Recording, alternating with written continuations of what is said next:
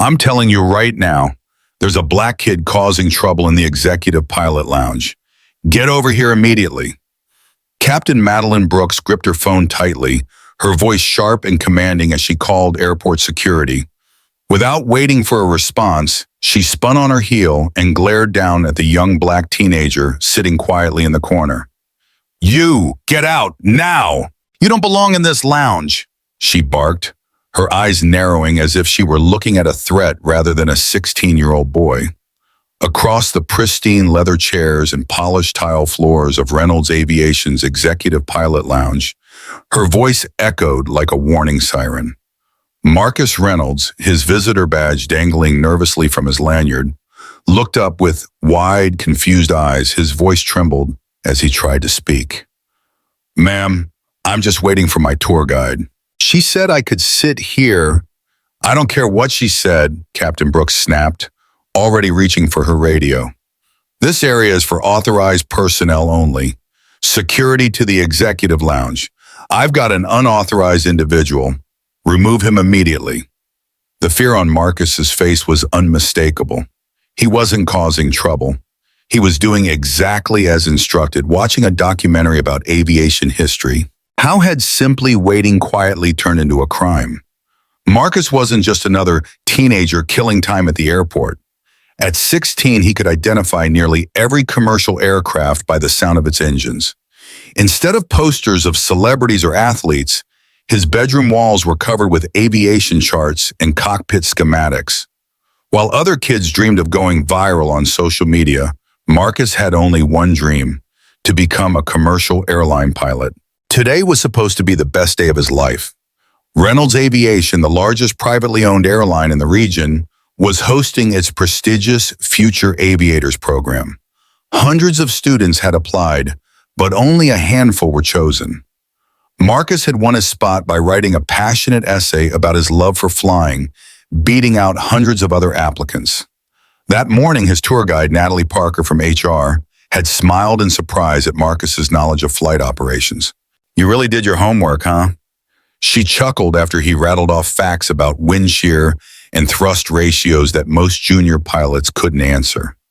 Marcus beamed with pride.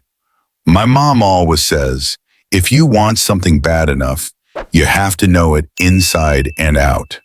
The tour had been everything he dreamed, visiting the control tower, watching ground operations, and even sitting in the cockpit of a Boeing 787. Every second was a step closer to his dream. But then came the call. "Marcus, I'm so sorry. There's a situation I need to handle. It'll only be about 20 minutes. Can you wait here? Watch the aviation documentary. I'll be back as soon as I can." Marcus had smiled and nodded, grateful just to be there. He settled into a chair, eyes glued to the screen, as the documentary traced the evolution of flight from the Wright brothers to modern jets. He didn't notice the lounge emptying out. He didn't see Captain Madeline Brooks walk in. And he never imagined his dream day was about to turn into a nightmare. Captain Madeline Brooks made her next move swiftly, catching Marcus Reynolds completely off guard.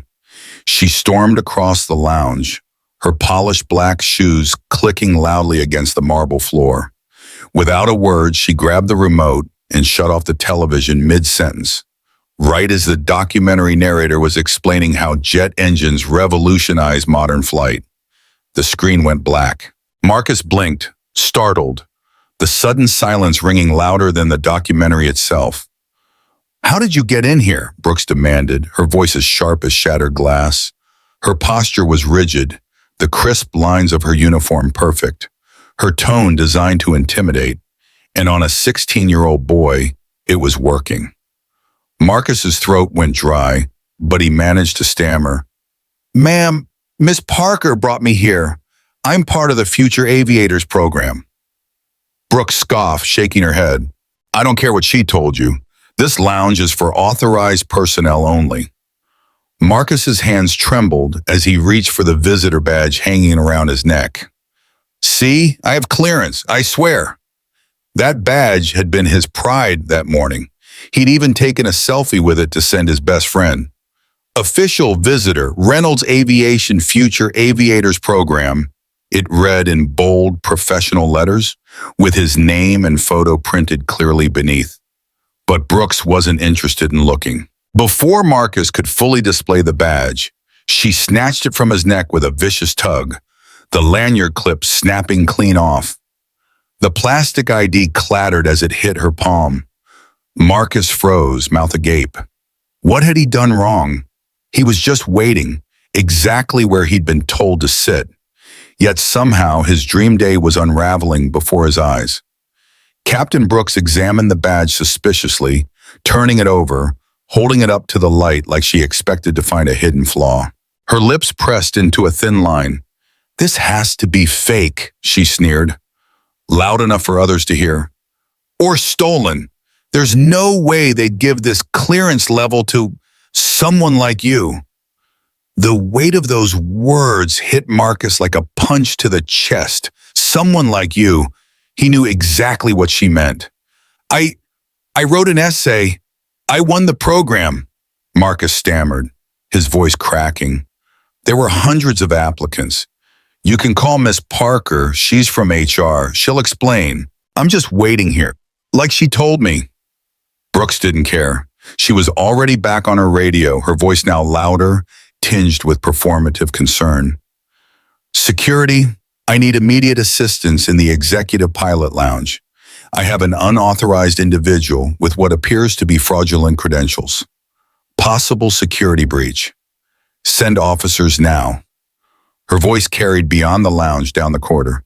Heads turned, conversations stopped. Curious eyes peeked through the glass windows. Pilots and airport staff started gathering near the entrance, drawn by the commotion. Some looked uneasy, others outright suspicious, but no one stepped forward. Marcus could feel their judgment like heat against his skin. His eyes darted around frantically, scanning for Natalie Parker, for anyone who might step in. But there was no one, just staring faces and whispered conversations. His cheeks burned with humiliation as it hit him. To them, he wasn't a visitor. He wasn't a future pilot. He was the criminal, the intruder, the threat. His heart pounded so loudly in his chest, he swore they could hear it. Sweat broke out across his forehead, his breathing turning shallow. How had sitting quietly, watching a documentary, turned into this? Is this really happening? Because he dared to dream of becoming a pilot? Because he looked different? A sickening realization struck him. What if they arrest me? Would this go on his record? Would colleges find out? Would his future be destroyed before it even started? I just want to call my mom," Marcus whispered, his voice barely audible. But Captain Brooks wasn't done. She turned toward the growing crowd, voice rising dramatically like she was delivering a performance. "This is exactly the kind of security threat we're trained to identify. Unauthorized personnel, fake credentials. This is how breaches happen, people." Marcus flinched. He couldn't believe what he was hearing. How had this spun so far out of control? "I need to call my mom," he repeated, louder this time. "Please, I didn't do anything wrong." Brooks ignored him, raising the badge high like it was evidence in a courtroom. "Fraudulent! There's no way this is real. Who let him in here? Where's his real escort?" The whispers from the pilots grew louder. Some glanced away, uncomfortable, but none spoke. Not one. Marcus stood frozen, paralyzed by the fear only a young black boy surrounded by white authority figures can feel. He remembered every talk his mom had given him about staying calm, being respectful, never giving them an excuse. But it wasn't working. His eyes stung with unshed tears, but he refused to let them fall. Not here, not in front of her, not. Seconds later, 2 security officers arrived, their navy uniforms crisp, faces stone cold. They approached like Marcus was a real threat. "You," one of them barked, "step aside, now." Marcus obeyed, his legs weak, barely able to carry him. "Name, purpose for being here," the other officer demanded, notebook out. Before Marcus could speak, Brooks jumped in. "I found him snooping. He claims to be with our Future Aviators program, but that badge is fake. He refused to say who let him in. Possible industrial espionage. Marcus's mouth fell open. Snooping? Espionage? What was she even talking about? I'm just a student, Marcus stammered, his voice cracking. I'm supposed to be here. Miss Parker, she told me to wait. Please, you can call her. The officers didn't respond. Their eyes flicked to Brooks, who gave a small, satisfied nod. Where did you get this badge? One officer asked coldly. Marcus swallowed hard. They gave it to me this morning, I swear. Do you have any other ID? Marcus shook his head. No, I'm only 16. The security officer exchanged a glance with his partner. We need to verify your story. You're not going anywhere until we sort this out. Panic clawed at Marcus's throat. Please, I just want to call my mom. The senior officer hesitated, then nodded.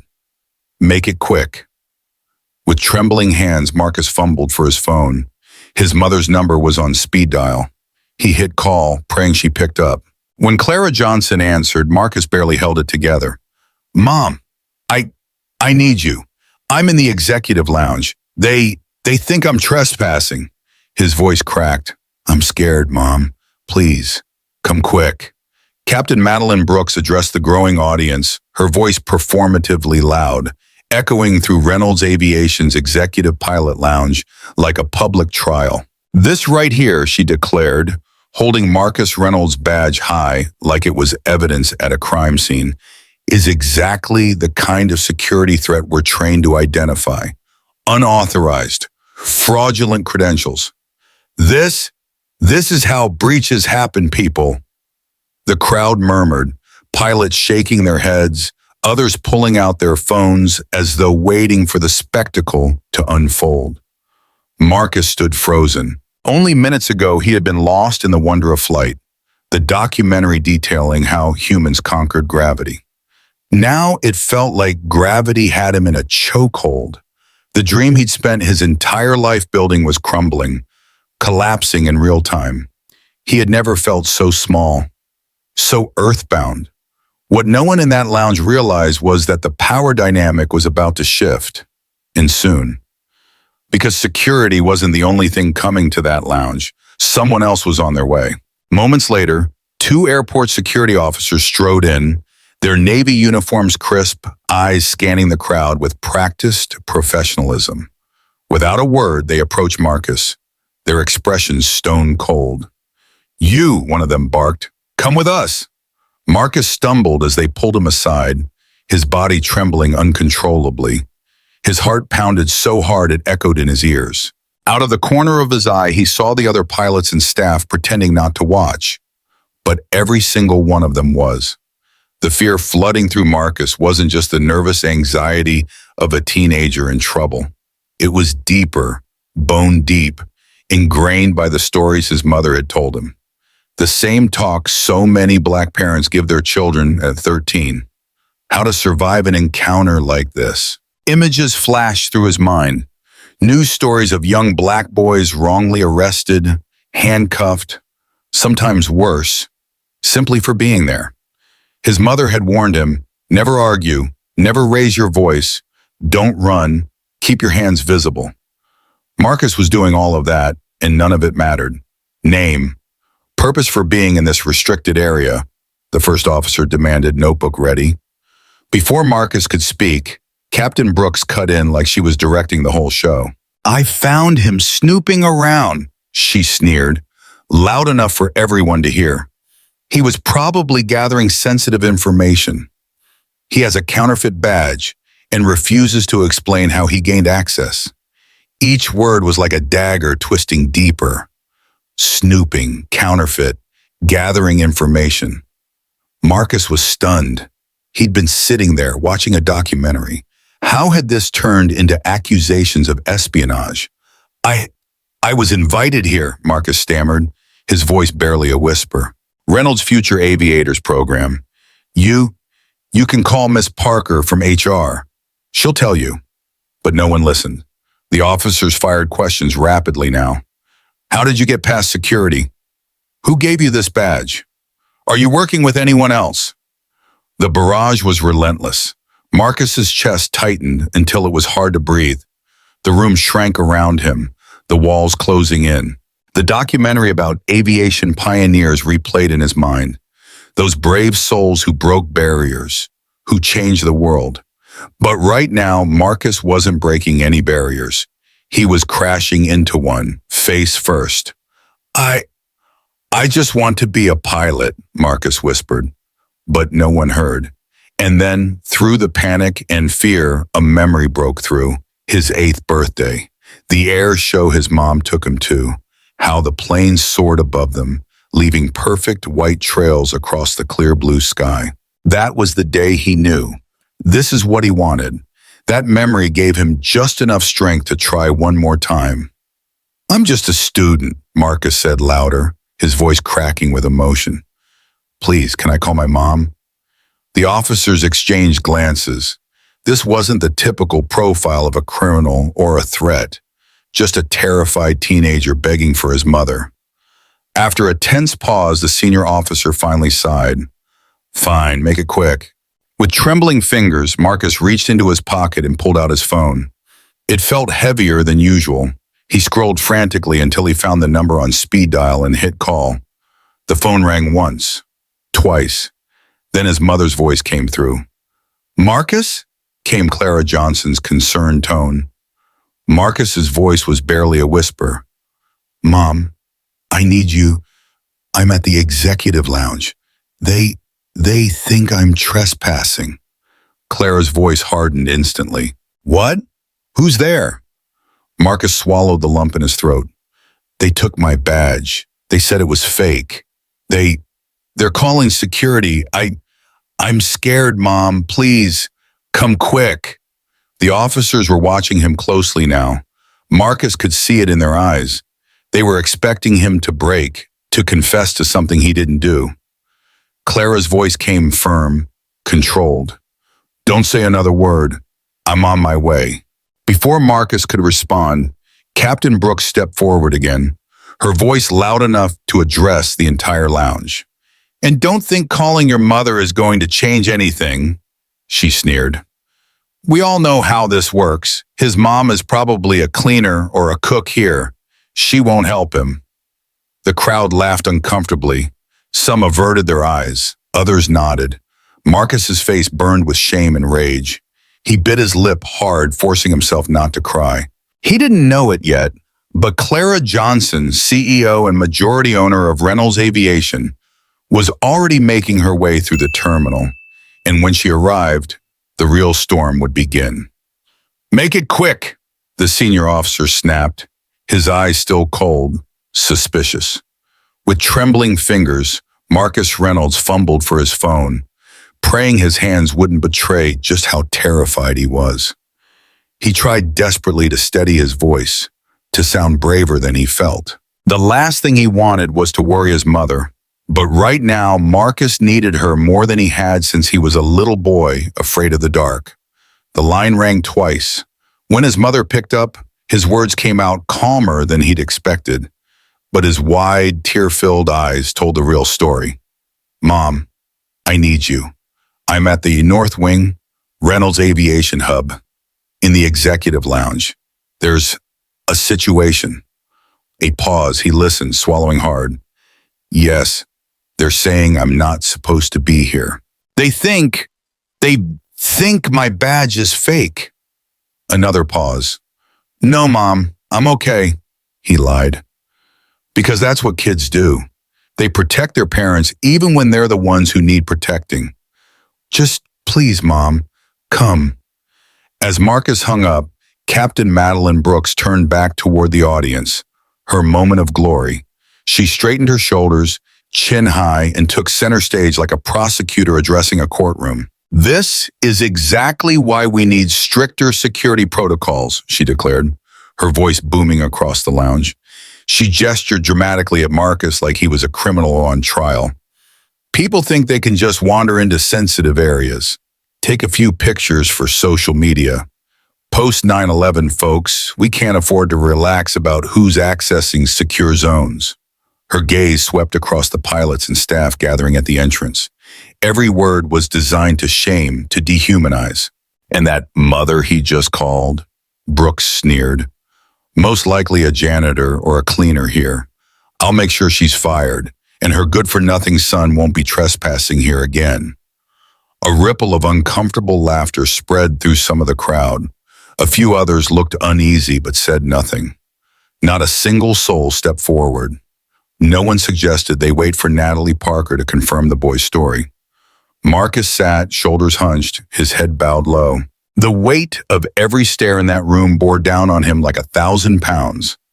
Would they really arrest me? Marcus wondered, his mind spiraling with terrifying possibilities. Would this go on my record?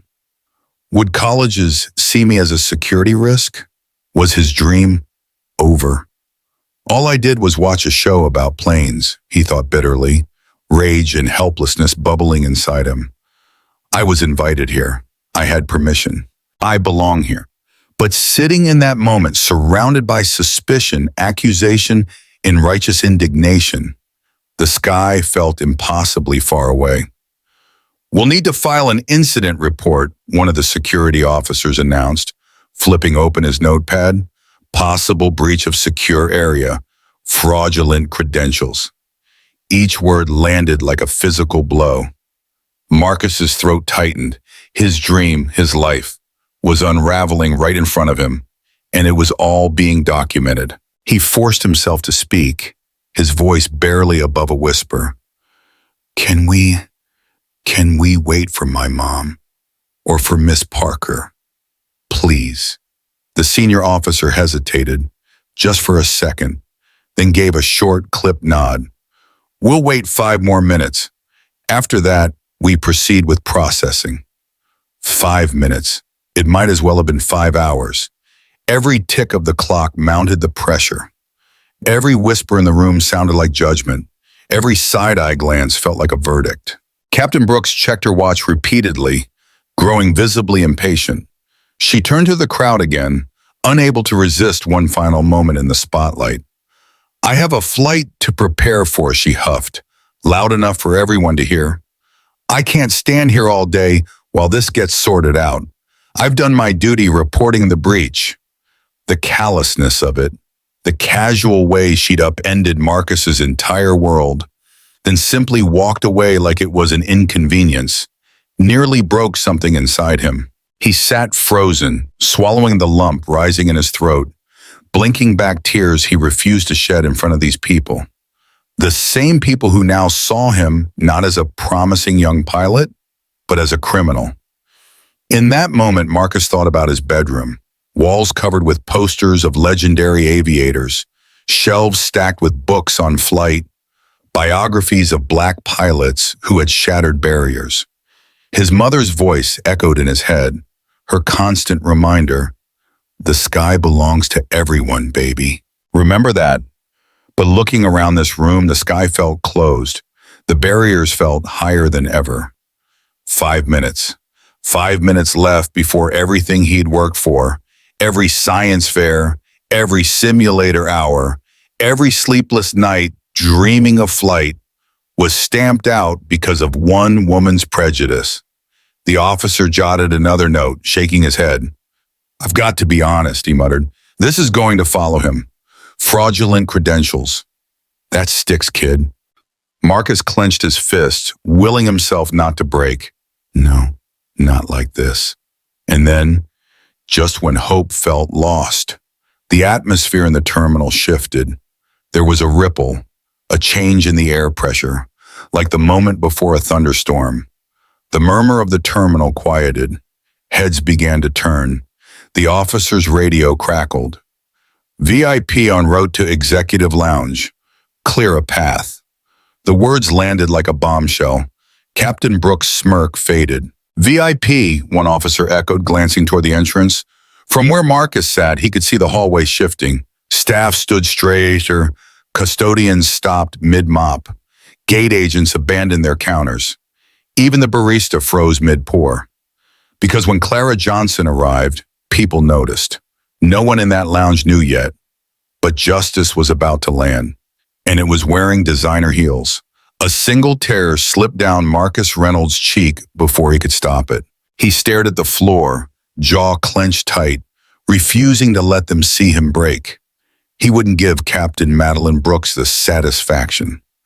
Right then, sitting in that executive lounge, Marcus couldn't help but wonder, was this it? Was his dream over before it even began? Would the sky ever feel like it belonged to him again? What Marcus didn't know, what Captain Brooks couldn't possibly suspect, was that everything in that room was about to change. Because sometimes, justice doesn't come with flashing lights or sirens. Sometimes it wears designer heels and carries the authority to change lives with a single word. The 5-minute deadline the officer had given Marcus was ticking down fast. And then the atmosphere shifted. It started subtly, like the drop in air pressure right before a thunderstorm. A ripple moved through the crowd, heads turned toward the main corridor. The security officer's radio crackled to life. VIP approaching the executive lounge. Clear the path. Confusion swept across the officers' faces. The one standing over Marcus frowned. VIP? Here? Now? The first sign was how the staff responded. The janitor who'd been lazily mopping the floor straightened like a soldier. The barista at the nearby coffee kiosk froze mid-pour. Even the gate agents abandoned their desks and instinctively lined up along the corridor. Then came the private security team, not the regular airport renomads, but men and women in sharp, tailored black suits, earpieces coiled neatly, and Reynolds aviation pins gleaming on their lapels. These weren't just bodyguards. They were executive protection specialists, the kind that moved with the precision of a Secret Service detail. Behind them, 4 executives, 2 women, 2 men, walked quickly but professionally, tablets in hand, eyes glued to their screens. The way the staff treated them, it was obvious. These were people with real power. Marcus lifted his head slowly, his tear-stained face registering first confusion, then realization, and finally relief so profound it felt like a physical weight lifted from his shoulders. His slumped posture straightened. The defeat in his eyes gave way to a flicker of hope. His lips trembled, then formed the smallest smile, because he saw her. The crowd parted like the Red Sea as Clara Johnson made her entrance. She didn't just walk into that lounge, she commanded it. Every step was deliberate, every eye turned toward her. Her charcoal gray designer suit was perfectly tailored, her posture regal, her stride purposeful. The CEO pin of Reynolds Aviation gleamed on her lapel, right alongside rows of industry achievement medals, a living testament to a woman who had risen to the very top of the aviation world. An aura of absolute authority radiated from her, so potent the entire room instinctively knew. This woman owns the sky. Whispers rippled through the lounge. That's Clara Johnson. Wait, the Clara Johnson? Reynolds Aviation's owner? On the Forbes list, top 50 most powerful women in America. The wave of realization washed over everyone, except one person, Captain Madeline Brooks. With her back still turned to the commotion, Brooks remained blissfully unaware that the ground beneath her feet was about to crack open. As I was saying, Brooks droned on, talking over the security officer who was now frozen in place. We need to process this and file the report immediately. I have a flight to Chicago in 40 minutes, and I need to complete my pre-flight checks. Her irritation was evident. She was already mentally checking out, certain that she'd won, until the voice rang out, calm, sharp, and deadly. Not another word, Captain Brooks. The room fell dead silent. Brooks stiffened, her head snapping around slowly. She paled instantly when her eyes landed on Clara Johnson standing just feet away, one hand resting protectively on Marcus's shoulder. Clara's voice was low, but it carried the kind of weight that made grown men freeze. Step away from my son. Brooks opened her mouth, but no sound came out. In that moment, the power dynamic flipped so violently, it was as if gravity reversed. All the confidence, the smug self-righteousness that Brooks had wielded like a sword, gone. The onlookers watched in stunned silence. Every pilot, every staff member realizing what had just happened. Your son? Brooks croaked, her voice hoarse. Yes, my son, Clara confirmed, every syllable sharp as glass. And you just made the biggest mistake of your career. One of Clara's executives stepped forward, tablet in hand. Miss Johnson, we've pulled the security footage. It shows your son sitting quietly, watching the aviation documentary. At no point did he leave his seat or act suspiciously. Another executive chimed in, and HR has confirmed Marcus Reynolds is enrolled in the Future Aviators program. That badge is legitimate. Brooks swayed where she stood. Clara took a single step forward, closing the space between them. Captain Brooks, you made the call. You humiliated my son. You called him a security risk, accused him of espionage, and threatened to have me fired. She let those words hang in the air. I own Reynolds Aviation. I built this airline from the ground up. You don't get to decide who belongs here. I do. Brooks looked like she might faint. We're done here, Clara continued coldly. Effective immediately, you're suspended. Report to HR. Your access is revoked. The gasp from the crowd was audible. Clara turned back to Marcus, her voice softening. Come on, baby. You're exactly where you belong. Marcus stood, shoulders back, chin up. For the first time all day, he felt like he could breathe. The crowd slowly parted as mother and son walked out together, leaving behind a room full of stunned silence and one ruined career. The security officers weren't listening anymore. Their eyes, once cold and suspicious, were now fixed on Clara Johnson as she approached, her heels clicking sharply against the polished floor. Respect and sudden apprehension flashed across their faces. They knew exactly who she was. Everyone at Reynolds Aviation knew Clara Johnson, the woman who had started as a flight attendant 3 decades ago, putting herself through school at night to earn her pilot's license. A woman who'd worked her way up, climbed every rung of the ladder, and now owned the very airline they worked for. Clara Johnson wasn't just running Reynolds Aviation. She was Reynolds Aviation. The most remarkable transformation, however, belonged to Marcus Reynolds. Moments ago, he'd been cowering, humiliated, broken. Now, as his mother approached, something changed. His shoulders straightened, his head lifted. The tear tracks were still visible on his cheeks, but his eyes, those smart, determined eyes, brightened. The weight of the world seemed to lift. In that moment, Marcus didn't just remember who he was, he remembered where he came from. Without a word, Clara walked straight to him. The entire terminal held its breath. Even the overhead announcements seemed to fall silent, as if the airport itself recognized the shift in power. Clara reached Marcus, pulled him close, and hugged him. Not a polite embrace for show, but a mother's fierce, protective hug. The kind that said, I've got you now. No one is going to hurt you again. She felt his heart still racing as she leaned down and whispered something only he could hear. Whatever she said, it worked, because Marcus's trembling stopped. In that moment, Clara wasn't CEO, wasn't a powerhouse on Forbes' most powerful women list. She was simply a mother comforting her child. Then, still holding her son, she turned and the warmth vanished. What replaced it was ice-cold fury, controlled, precise, and devastating.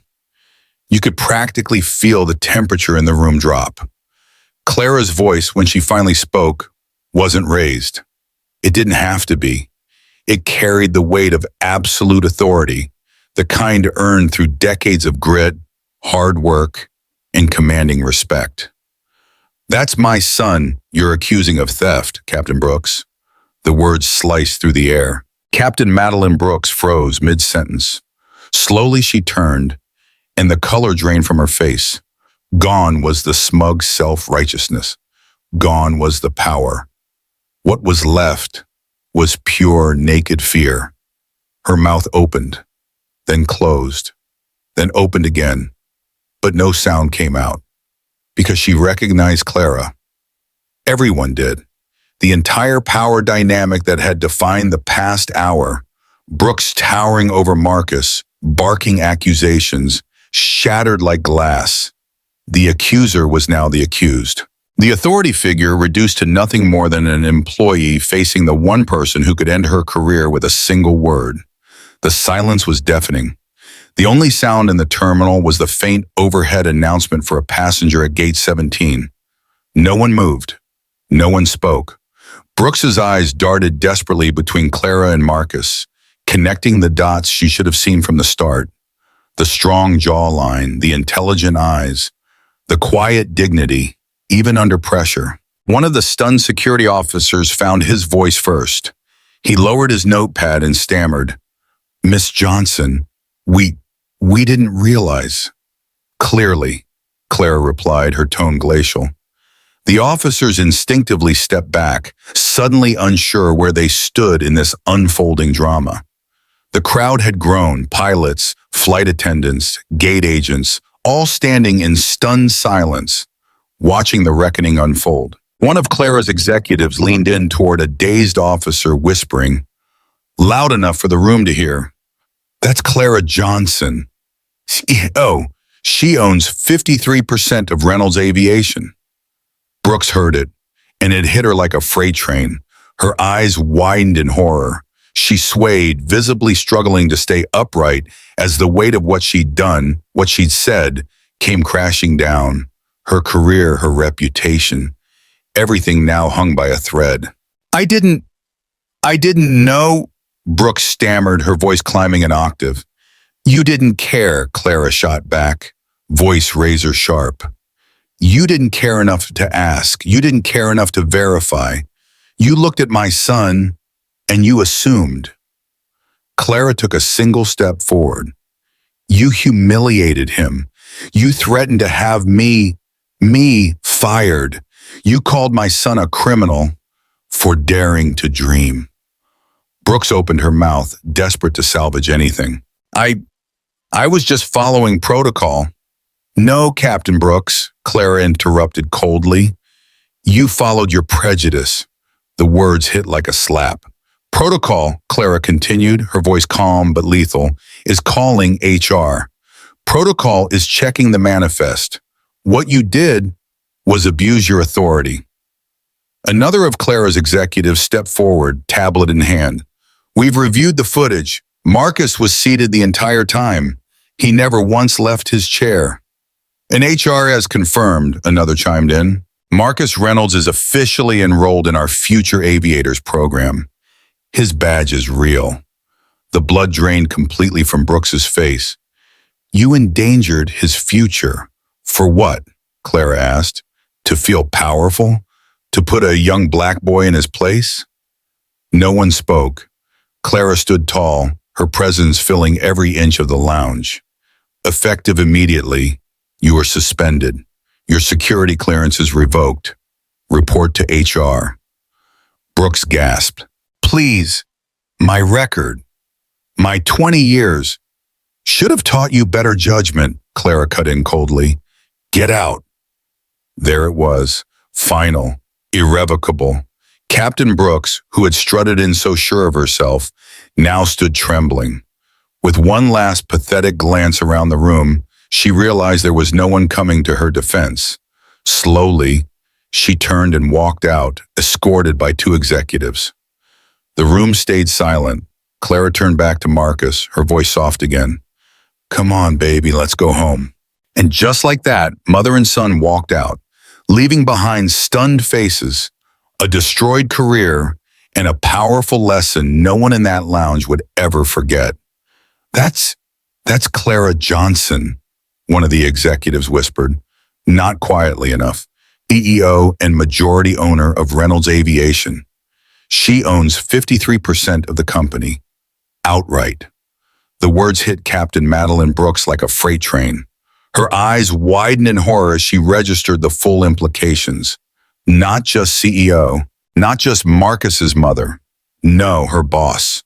The one person who could, with a single word, destroy the career she'd built over 20 years. The blood drained from Brooks's face so fast she looked like one of the blank flight maps on the terminal screens. Empty, devoid of direction. Her carefully constructed authority crumbling. The foundation of her confidence washed away like sand under a rising tide. "Miss Johnson," Brooks finally managed, her voice climbing half an octave higher than normal, trembling. I had no idea." She stopped, swallowing hard, then tried again.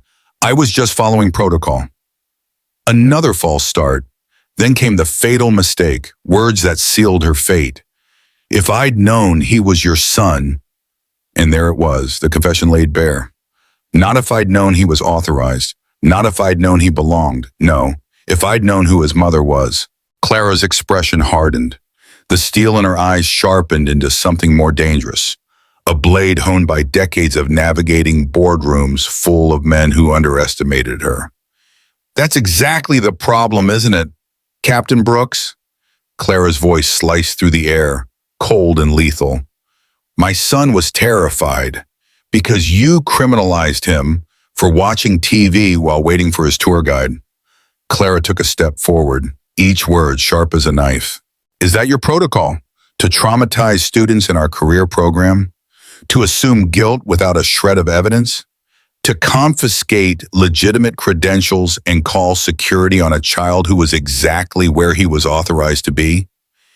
Each question landed with surgical precision, leaving no room for escape, no space for excuses. Clara's voice never rose. It didn't need to. Her calm was more terrifying than any rage. This wasn't a mother's outburst. This was the calculated response of a woman who had clawed her way to the top and learned to wield power like a scalpel. Brooks opened her mouth, but no sound came. Because what could she say? That she hadn't checked? That she judged Marcus based on his skin color, his age, and nothing else? That she'd engineered a full security response over a threat that only existed in her own biased mind? One of Clara's executives stepped forward, tablet in hand. "Miss Johnson," he began, voice steady, "we've reviewed the lounge footage. It clearly shows Mr. Reynolds seated quietly, watching the documentary on commercial aviation. At no point did he move until Captain Brooks confronted him." Another executive added, "HR confirms Marcus Reynolds is fully enrolled in today's Future Aviators program. His credentials are legitimate." The final nail in the coffin, Brooks physically shrank, her shoulders curling inward. The room's gravity seemed to press her down as though the earth itself wanted to swallow her whole. I didn't realize," she croaked. "No," Clara agreed, her tone clinical now, stripped of all emotion. "You didn't realize my son had every right to be here. You didn't realize your assumptions came from prejudice, not fact. And you certainly didn't realize that actions, your actions, have consequences." A murmur swept through the crowd. This wasn't just a dramatic confrontation. It was a public reckoning. An accounting of the kind of casual bias that so often goes unchecked and unchallenged. Clara took another step forward, never breaking eye contact. "Captain Brooks, this isn't the first time, is it?" Brooks flinched. "I reviewed your record," Clara continued. 3 prior complaints, all involving young employees of color, suspicion, escalation, humiliation." Clara shook her head slowly. "And until now, no one held you accountable." The silence was suffocating. "As CEO of Reynolds Aviation and as a mother, I will not allow this behavior to continue." Clara straightened to her full height. Her next words fell like a gavel strike. "Effective immediately, you're suspended. 6 months, without pay. Captain Amara Johnson will take your Chicago route, starting now." Gasps echoed through the terminal. Brooks stumbled back a step. "Please, Miss Johnson, my record, my years of service." "Should have taught you better judgment," Clara snapped. She nodded at one of her executives. "Escort Captain Brooks to air, revoke her credentials." Now, The executive moved, and for a moment it seemed Brooks might argue, but then she crumbled. Shoulders slumped, face pale and hollow, she turned and walked away. The crowd parted, watching silently as a once powerful woman left in disgrace. When the door closed behind Brooks, Clara finally turned back to Marcus. Her voice softened, a mother again. "Are you all right, baby?" Marcus nodded, his voice stronger now. "I am now." Clara smiled faintly, pride shining through. "Good, because you belong here, Marcus. Never forget that." From the crowd, a tall black woman in a captain's uniform stepped forward, Captain Amara Johnson. "Miss Johnson," she nodded respectfully, then turned to Marcus. "Mr. Reynolds, I'd be honored if you joined me in the cockpit today. I'm flying that Chicago route. Let me show you the skies." Marcus's eyes lit up. "Really? Really?" Captain Johnson smiled. "Let's show them who really belongs up there." Clara's smile deepened as she watched her son, shoulders back, head high, walk away with Captain Johnson. And as they disappeared toward the jet bridge, Clara turned back to her team. "This is where change starts," she said firmly. "No more hiding bias behind protocol, not on my watch." The crowd dispersed slowly, silent, reflective, because today they hadn't just witnessed a firing, they'd witnessed a reckoning. And no one in that terminal would ever forget it. Clara Johnson's calm was far more terrifying than any shouting could have been. Her voice was steady, each word delivered with cold precision. "In the 20 minutes since my son called me," Clara began, locking eyes with Captain Madeline Brooks, "I've reviewed our company policies, your employment record, and the preliminary security footage." She paused, letting the weight of her words sink in. 20 minutes, Captain. That's all it took, while I was in transit."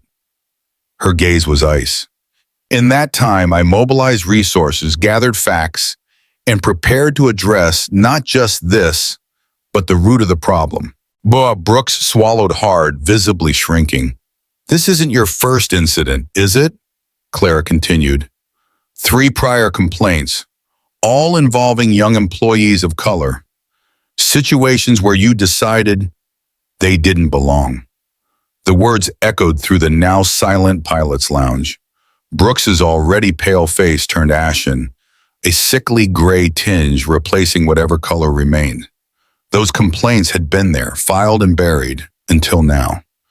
Clara's voice softened, but the steel remained. "As CEO of Reynolds Aviation, and as a mother, I will not allow this behavior to continue. Not one more time." She straightened to her full height, every inch the commanding executive delivering final judgment. "Captain Brooks, you're suspended, effective immediately, pending full review." Gasps rippled through the crowd. 6 months, without pay, Clara continued firmly. "And as of this moment, Captain Amara Johnson will be taking over your Chicago route." The pronouncement fell like a gavel in a courtroom. Final, decisive, public. There would be no backroom negotiations, no quiet HR settlement, no saving face for the captain who'd humiliated a 16-year-old boy simply because of how he looked. It was justice, swift and proportional to the cruelty Brooks had inflicted. Something shifted in Brooks's expression. A flash of rage quickly suppressed. For a heartbeat, it looked like she might argue, might defend herself. But as she scanned the room, at the uniformed security officers now standing stiffly at attention, at Clara's executive team with their damning evidence, at the pilots and staff watching in uneasy silence, Brooks saw the truth. There was no one left on her side. "Miss Johnson, please," she tried one last time, voice barely a whisper. "My record, my 20 years of service." Clara didn't blink. "Should have taught you better judgment." Brooks's mouth fell open, but no words came. Clara turned to her executive team. "Escort Captain Brooks to HR, process her suspension, revoke her credentials until the review is complete." A tall executive nodded sharply, motioning for Brooks to follow. For a brief moment, it seemed Brooks might refuse, make one last defiant stand to salvage her pride. But then, the fight left her. Her shoulders slumped, her eyes dropped, and she walked. Through the terminal that she had once ruled, reduced now to nothing more than a disgraced figure escorted out like a criminal, each step echoing her fall from grace. The moment the doors closed behind her, Clara's icy exterior softened. She turned back to Marcus Reynolds, her son, who now stood a little taller, his chin lifted, the tears dried on his cheeks. Clara placed a gentle hand on his shoulder. "Are you all right, baby?" Her voice was soft, but carried in the hush of the terminal. Marcus nodded slowly. I am now." Relief mixed with a new understanding gleamed in his eyes. He had faced something no teenager should, but he had come out of it standing tall. The contrast couldn't have been clearer. Captain Brooks, who'd begun the hour strutting with borrowed authority, now gone, diminished. And Marcus, once trembling and humiliated, now stood tall beside his mother, his dignity reclaimed inch by inch. The crowd that had gathered began to disperse quietly, murmuring among themselves. Then, from the edge of the lounge, a tall black woman in a Reynolds Aviation pilot's uniform approached. The 4 golden stripes on her shoulders gleamed proudly. It was Captain Amara Johnson, one of the most respected pilots in the company. She stood tall, her presence commanding but warm. "Miss Johnson," she greeted Clara with a respectful nod, then turned her kind gaze toward Marcus. "And Mr. Reynolds, I understand today's been rough." Marcus offered a shy smile. "That's an understatement." Amar's face softened. "I'll be taking that Chicago flight Captain Brooks thought was so important, but I'd be honored if you joined me in the cockpit. If you're still interested in flying, I think you deserve to see where you belong." Marcus blinked, stunned. "Really?" "Really," Amar smiled. "You know, a young man like you, we need more of that passion up there. If you're still dreaming of the skies, I'd love to show you the flight deck." For the first time all day, Marcus's face lit up fully. "I'd love that." Clara smiled, watching her son stand a little straighter, a little prouder. "Go ahead," Clara nodded. "I'll meet you at gate 15 when you're done." As Marcus and Amara walked off together, talking animatedly about flight controls and Boeing 787 systems, Clara turned to her executives. "Let this be a lesson," she said firmly. "Reynolds Aviation doesn't tolerate this kind of abuse of power. Not from anyone." The executives nodded solemnly. The lounge, once tense and heavy, felt lighter now. Justice had been served, and the message was clear. Clara walked to the window, watching as a jet soared into the sky, and she smiled. Because today, the sky still belonged to her son. Clara greeted Captain Amara Johnson with a nod of recognition. "Thank you for being available on such short notice, Captain." "Always, Miss Johnson," Captain Amara replied warmly, her voice steady but laced with understanding. Then Amara turned her attention to Marcus Reynolds. Her expression softened, her eyes reflecting a deep understanding. She too had once been a young dreamer in an industry that hadn't always welcomed faces like theirs. And in that moment it became clear, sometimes the sky does belong to everyone after all. The door closed quietly behind Captain Madeline Brooks and her escort.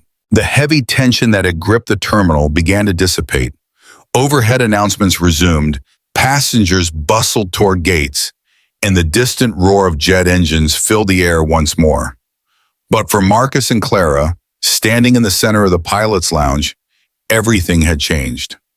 Now away from the judgmental eyes and gossiping voices, Marcus's carefully maintained composure began to crack. His shoulders trembled slightly as the weight of the moment finally caught up with him. "Mom," he whispered, his voice small but filled with the pain he'd held back. "I was so scared.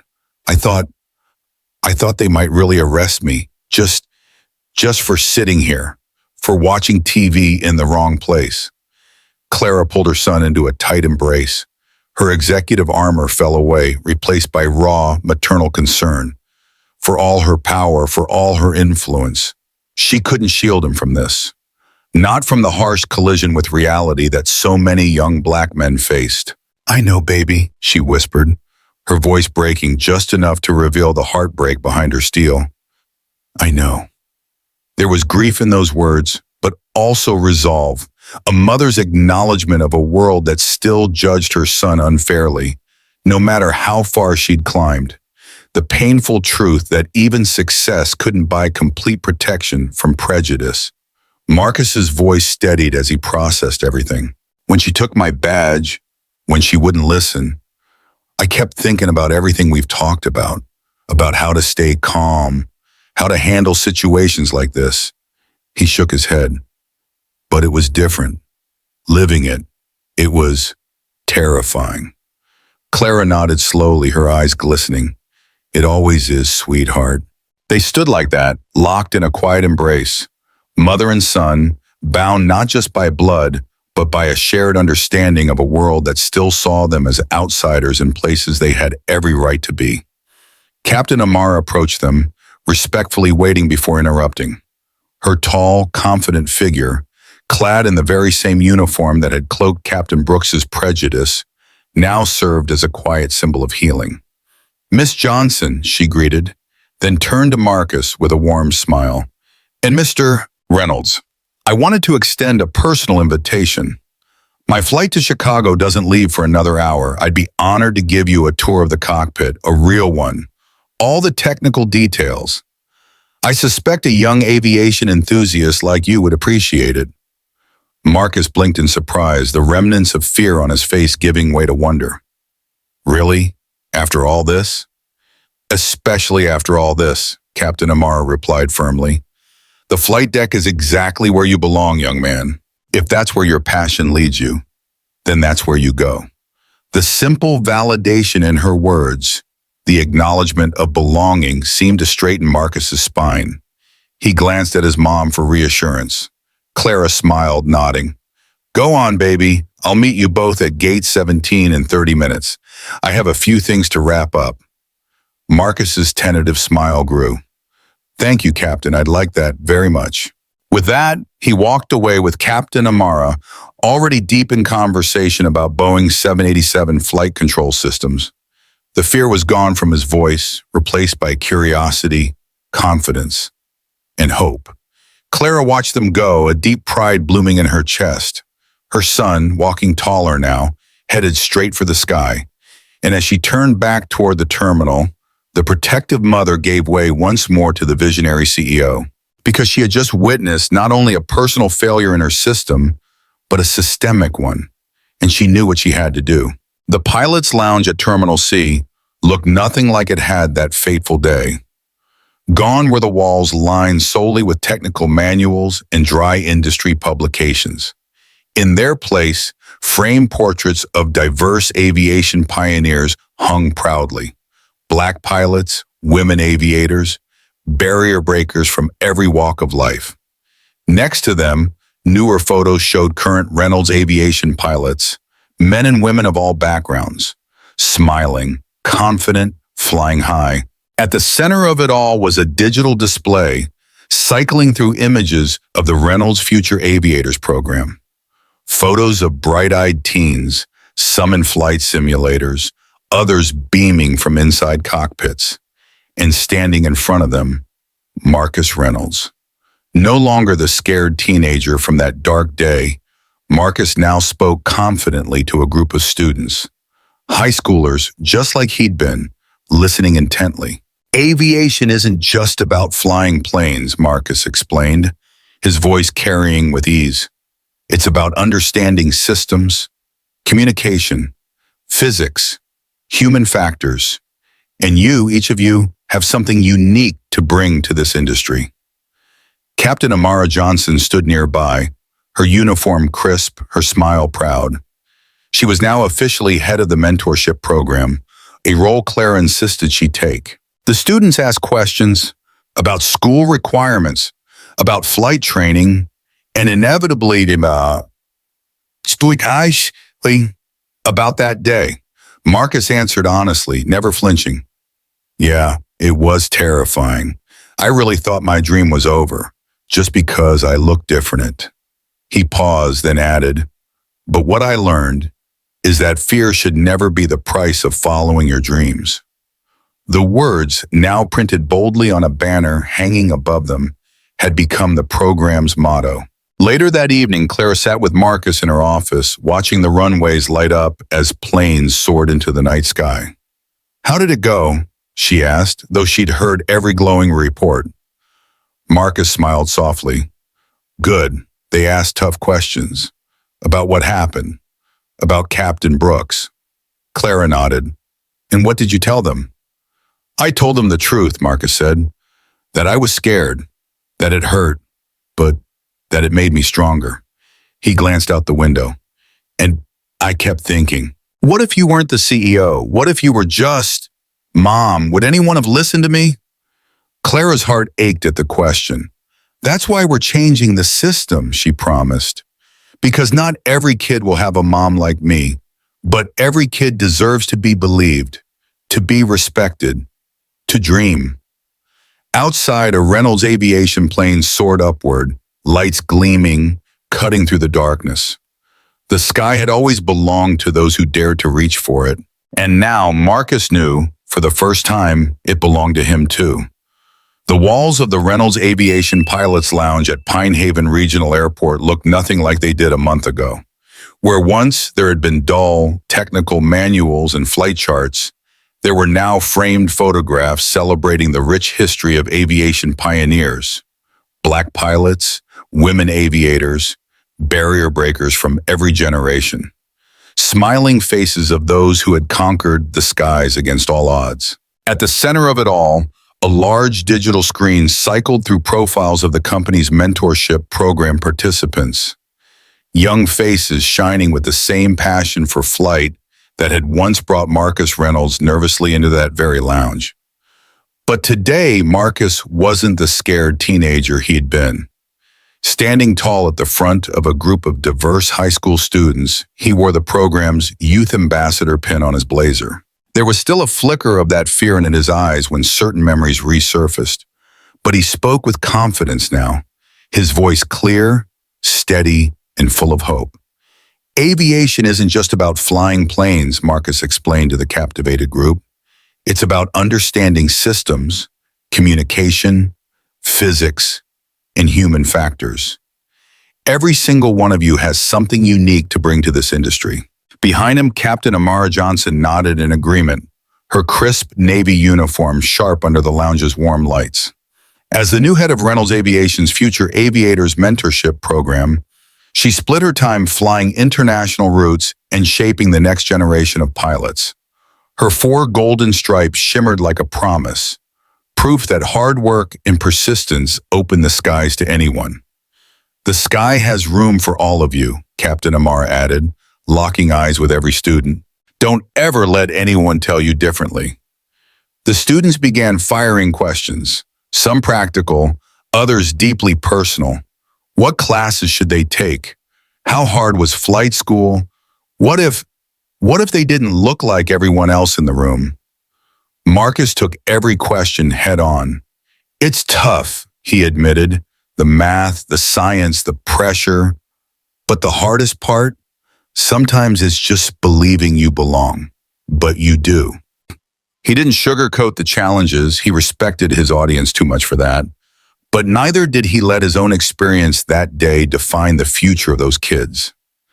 That balance between honesty and hope marked him as someone no longer just a kid dreaming of the sky, but a young man ready to help others rise. That evening in Clara Johnson's elegant corner office overlooking the runways, mother and son sat together as the last rays of sunlight glinted off soaring jetliners. The CEO's desk sat empty. Instead, they chose the plush chairs by the window, a place where they could simply be Clara and Marcus, not executive and heir. Planes lifted off in the distance, their lights twinkling against the darkening sky. The scene never grew old. How'd it go today? Clara asked softly, though she already knew the answer. Captain Amara's glowing reports had made their way to her hours ago. Marcus took a thoughtful breath. Good, I think. They asked tough questions about what happened to me and about Captain Brooks. The name still carried weight, a reminder of a moment that could have shattered him, but instead it made him. Word got around, Marcus added. Social media, the news, you know how fast things spread, but I'm glad you didn't try to hide it. You turned it into something good. Clara smiled faintly, pride and pain mixing behind her eyes. That was the only way, facing it head on. And how did you answer them, she asked. I told them the truth, Marcus said, that I was scared, that for a minute I believed what Captain Brooks seemed to believe, that I didn't belong, just because of the way I looked. Clara's expression softened, her gaze drifting to her son, the boy who'd faced down humiliation and fear and walked out stronger. And now, she asked. Now I know better. Marcus's voice grew steady. But, Mom, I keep thinking about something. What if you weren't the CEO? What if you were just Mom? Would anyone have listened to me then? It was the question that had haunted them both, the truth neither could ignore. His salvation had come not just from being right, but from privilege. Privilege that only came because his mother owned 53% of Reynolds Aviation. Clara leaned forward, wrapping her hands around his. That's exactly why I created this mentorship program. Because not every kid is going to have a mother who owns an airline. She paused, her voice trembling with the weight of truth. But every child deserves dignity. Every child deserves to be believed. For a moment she was silent, then shared something she rarely spoke of, even to Marcus. When I was training as a pilot, 25 years ago, I was almost always the only woman in the room, and certainly the only black woman. There was this chief instructor, convinced I didn't belong. He tested me harder, criticized me more, waited for me to fail. Marcus's eyes widened. His mom rarely talked about her struggles, only the victories. One day after I aced a simulation he was sure I'd fail, he told me, "You might have passed today, but you'll never belong in aviation." She shook her head, eyes glistening. I was terrified every day, worried he'd find a way to wash me out. I second-guessed everything, worked twice as hard, slept half as much. Marcus squeezed her hand gently. What happened? I graduated top of my class, got hired, moved up, and when I finally had enough power, I made sure that man never did that to another student. She smiled then, but there was old pain behind it. But here's what I wish someone told me back then. What I want you and every one of those students to know, fear should never be the price of following your dreams. She looked out the window at a Reynolds jet disappearing into the night sky. The fear I felt back then, the terror you felt in that lounge, that's not the cost of being a pioneer. That's the failure of a broken system. She inhaled deeply. And we're going to fix it. Behind her, a large frame poster dominated the wall, the face of the new Reynolds Diversity Initiative. Captain Amara Johnson, standing tall in her uniform, surrounded by smiling, diverse young pilots, including Marcus. Across the bottom, bold letters declared the program's new promise. Fear should never be the price of following your dreams. In just 6 months, those words had become more than a slogan. They were a rallying cry for the industry, for every kid who'd ever dared to dream big in a world that wanted to shrink them. A reminder that the sky, vast, endless, belongs to everyone. Marcus smiled, leaning back to watch another plane climb skyward. I'm ready, Mom, he said quietly. Clara smiled, proud and fierce. I know you are. And for the first time, Marcus truly felt it. The sky wasn't out of reach, it was his. The story of Marcus Reynolds is a powerful reminder that no matter how much progress we believe society has made, prejudice and snap judgments still exist. And sometimes they show up in the very places where dreams are supposed to take flight. What happened in that pilot's lounge was about far more than a misunderstanding. It was about a young black teenager being judged guilty, not because of anything he did, but because of how he looked and where someone like Captain Madeline Brooks thought he didn't belong. But the true lesson shines through in what followed. Marcus didn't lash out. He didn't lose control. He held on to his dignity, even as the world around him tried to strip it away. And because he had someone in his corner, a mother with the courage and power to stand up and say, "Enough is enough," the truth came out and justice was served. But here's where the story digs even deeper. Clara Johnson recognized that the system itself was flawed, that not every child has a parent who can storm into a room and turn the tide. So instead of simply punishing one bad actor, she used her influence to create real change. A mentorship program designed to ensure that the next generation of young dreamers is not just welcomed, but supported. The lesson here is one that resonates far beyond aviation. It speaks to every community, every workplace, every neighborhood. We must be careful of the assumptions we make, especially about people we don't know. We must hold accountable those who abuse their authority to protect their own power at the expense of others. And most importantly, we must create spaces where everyone, regardless of race, background, or status, has the opportunity to dream, to try, and to belong.